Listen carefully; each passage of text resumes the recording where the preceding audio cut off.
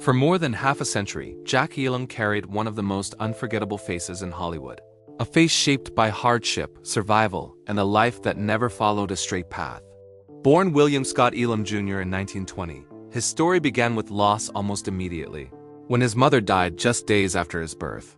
Raised by relatives during years of instability and financial struggle, Elam learned independence early, a toughness that would later bleed naturally into every role he played. At just 2 years old, a childhood accident left him blind in one eye, creating the wandering gaze that became his trademark. Instead of hiding it, Elam embraced it, turning a lifelong injury into a powerful screen identity that audiences could never forget. Before Hollywood ever noticed him, Elam lived several lives.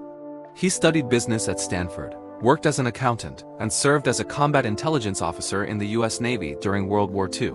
Those experiences gave him discipline, calm under pressure, and an understanding of danger that could never be faked. Acting was never the plan. His entry into films happened almost by accident in the late 1940s, when he worked behind the scenes as a technical advisor. Casting directors noticed his look, and soon he was appearing as gunmen, henchmen, and hardmen who felt disturbingly real.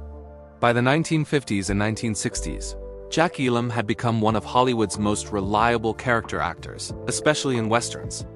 He appeared in Gunsmoke, Bonanza, Rawhide, The Rifleman, and countless films including High Noon, Veracruz, and Rio Lobo. He rarely needed dialogue to create tension. One crooked glance could do the job, yet his villains were never flat. Elam gave them humor, nerves, exhaustion, and humanity, which made them feel real instead of cartoonish. Directors trusted him because he understood restraint, rhythm, and professionalism. As Hollywood changed, Elam evolved with it. In later years, he leaned into comedy, often poking fun at the very image that made him famous. Films like Support Your Local Sheriff and Support Your Local Gunfighter revealed his timing and self-awareness. Working with Clint Eastwood in High Plains Drifter and Unforgiven, Elam delivered some of his most reflective performances. In Unforgiven, his aging lawman felt like a quiet echo of Elam himself, worn by time, shaped by regret, and deeply human. Off-screen, Elam lived a life defined by loyalty and long-lasting love. His first marriage lasted nearly 24 years until his wife Jean died of cancer in 1961, a loss that deeply shook him. Months later, he married Margaret Jennison, who became his partner for over 4 decades. Their marriage avoided scandal and survived changing careers, fading fame, and health struggles. Those close to Elam described him as gentle, shy, and deeply committed to routine and family, the opposite of the men he played on screen. Late in life, Elam finally spoke about one legendary co-star he had long remained silent about: Henry Fonda. He described Fonda as commanding, disciplined, and intimidating, but never cruel. According to Elam, Fonda's seriousness came from respect for the craft, not ego. He remembered quiet moments of advice and encouragement that stayed with him for years.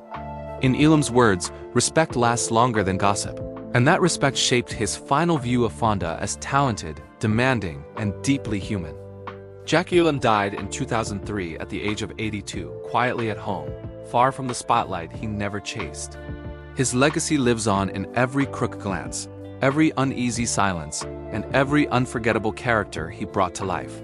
If you enjoyed this deep dive into Hollywood history, subscribe to Hollywood Bulletin, like the video, and hit the bell icon so you never miss the stories Hollywood never wanted you to hear.